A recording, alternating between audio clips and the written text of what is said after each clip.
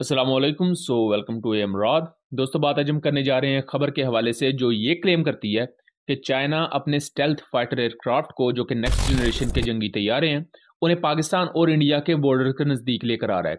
ये emergency deployment China क्यों कर रहा है और इसके मुकाबले में इंडिया ने ऐसा क्या किया है कि चाइना को इतने अग्रेसिव इकदाम उठाने की ज़रूरत है। इसको लेकर इंडियन डिफेंस एक्सपर्ट क्या राय देते हैं उस पर भी बात करेंगे। और इसको लेकर यह भी एक क्वेश्चन उठाया जा रहा है कि क्या पाकिस्तान और चाइना मिलकर कोई इंडिया के खिलाफ कार्रवाई करने का प्लान कर रहे हैं, या कोई डिफेंस पैक्ट चाइना और पाकिस्तान कोई अनप्रेसिडेंटेड किस्म का साइन कर सकते हैं। इन चीजों को एनालाइज करते हुए हम खबर को जरा शुरू से ही शुरू करते हैं।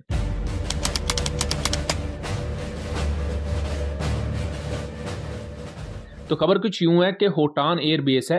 होटान एयर बेस को अगर आप नक्शे पर भी देखें तो होटान एरिया लगता है चाइना और पाकिस्तान के बिल्कुल साथ, क्योंकि कश्मीर के हैं 5 हिस्से बेसिकली, गिलगित बल्तिस्तान, फिर Jammu and Kashmir and then Ladakh. अब गिलगित बल्तिस्तान पाकिस्तान के पास है और आज़ाद कश्मीर की एक छोटी सी स्ट्रिप पाकिस्तान के पास है।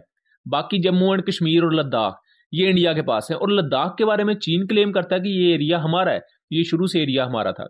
अब उसी के पैरेलल एक एरिया लगता है होटान का। होटान में एक बहुत ही बड़ी एयर बेस है चाइना की, और चाइना इसको आजकल रिफर्बिश कर रहा है।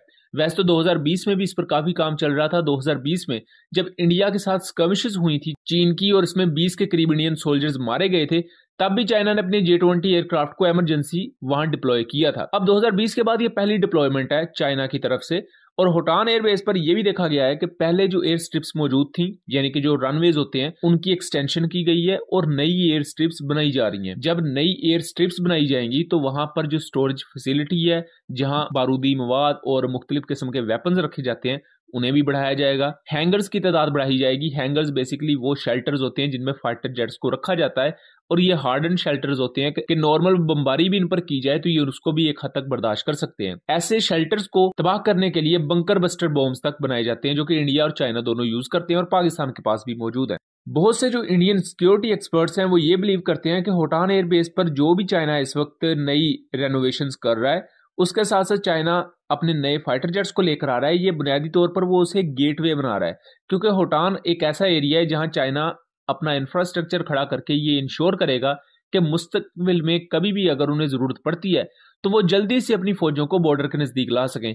क्योंकि LAC का जो एरिया है इंडिया और चीन के दरमियान, वो काफी ज्यादा संगलाख और पहाड़ी एरिया है। वो एरिया इतना ज्यादा आसान नहीं है कि आप कहीं से भी अपनी फौजों को ले जाएं, जैसा कि पंजाब के एरियाज है, सिंध के एरिया है, इंडियन पंजाब का एरिया। यहाँ से तो मैदानी एरिया और आप जिस मर्जी जगह से अपनी फौजों को बॉर्डर पर लेकर जा सकते हैं, लेकिन कश्मीर वाली साइड पर या लद्दाख वाली साइड पर ऐसी चीजें नहीं है। उसके साथ साथ ये भी बात की जा रही है कि अभी कोई बहुत बड़े पैमाने पर इंफ्रास्ट्रक्चर वहां बिल्ड नहीं हुआ है, लेकिन बिल्ड किया जा रहा है। और अगले कुछ सालों के अंदर ये होटान एयरबेस चाइना की one of the most biggest air bases में आपको देखने को मिल सकती है, जो कि इंडिया के लिए बहुत बड़ा थ्रेट कॉज करेगा। इसके साथ साथ होटान एयरबेस पर चाइनीज J-20 एयरक्राफ्ट को फ्लाई करते हुए देखा गया है, और ये जिनजियांग प्रोविंस में मौजूद है। अब दोस्तों, यह बहुत आम चीज समझने की जरूरत है कि चाइना है या अमेरिका है, ये अपने स्टेल्थ फाइटर एयरक्राफ्ट, या इवन रशिया भी है, ये अपने top of the line fighter aircraft सिर्फ उन एरियाज में उस वक्त ही डिप्लॉय करते हैं जब कोई सिचुएशन काफी ज्यादा इमरजेंसी वाली हो। अब 2020 के बाद ये दूसरी डिप्लॉयमेंट है J-20 की। और दूसरी तरफ चाइनीज साइड पर यह क्लेम किया जाता है कि इंडिया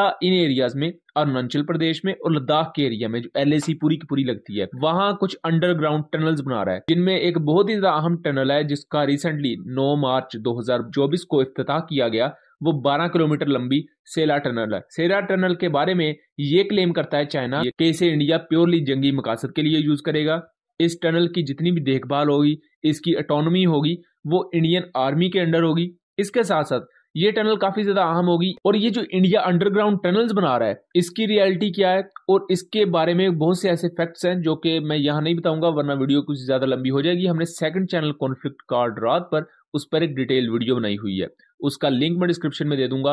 आप लोगों से रिक्वेस्ट है कि हमारे सेकंड चैनल कॉन्फ्लिक्ट कार्ड को जरूर सब्सक्राइब कर लीजिएगा, क्योंकि वहां हम जियोपॉलिटिक्स के बहुत से दूसरे टॉपिक्स को भी कवर करते हैं, जबकि ये थोड़ा सा चीजें मिलिट्री सेंट्रिक रहती हैं। अब इसके साथ साथ एक बहुत बड़ा क्वेश्चन ये भी डिस्कस किया जा रहा है कि चाइना ने इतनी बड़ी डिप्लॉयमेंट तो इंडिया के खिलाफ की है अपने स्टेल्थ फाइटर जेट्स के साथ, बट ये जो एरिया है होटान का, इसके बहुत ही नजदीक लगती है स्कर्दू की एयरबेस, जो कि पाकिस्तान में कादरी एयरबेस के नाम से जानी जाती है। कादरी एयरबेस में पाकिस्तान माजी में बहुत से फाइटर जेट्स को डिप्लॉय कर चुका है। इस कादरी एयरबेस पर F-16 डिप्लॉय रह चुके हैं, पाकिस्तान के मिराजेस डिप्लॉय रह चुके हैं, और जो रीसेंट डिप्लॉयमेंट थी वो पाकिस्तान एयरफोर्स के अपग्रेडेड JF-17 थंडर्स की थी, जो पाकिस्तान ने ब्लॉक 1 अपग्रेड किए थे, उनको यहां पर डिप्लॉय किया गया था और उस पर मैंने वीडियो भी बनाई थी, लिंक मैं डिस्क्रिप्शन में दे दूंगा। और इंडियन मीडिया मुख्तलिफ अपनी रिपोर्ट्स में ये क्लेम कर चुका है कि होटान एयरबेस और पाकिस्तान की जो स्कर्दू में मौजूद एयरबेस है ये काफी ज्यादा स्ट्रेटेजिकली खतरा बनती है इंडियन एयरफोर्स के लिए। और वैसे इंडियन एयरफोर्स ने भी जम्मू कश्मीर में एयरबेसेस बनाई हुई हैं, तो ऑब्वियसली खतरा वो भी पोज करती हैं। और इसके साथ साथ जो LAC के क्रॉस इंडिया ने अपनी रेजिमेंट्स वगैरह surface to air missile systems की लगाई हैं,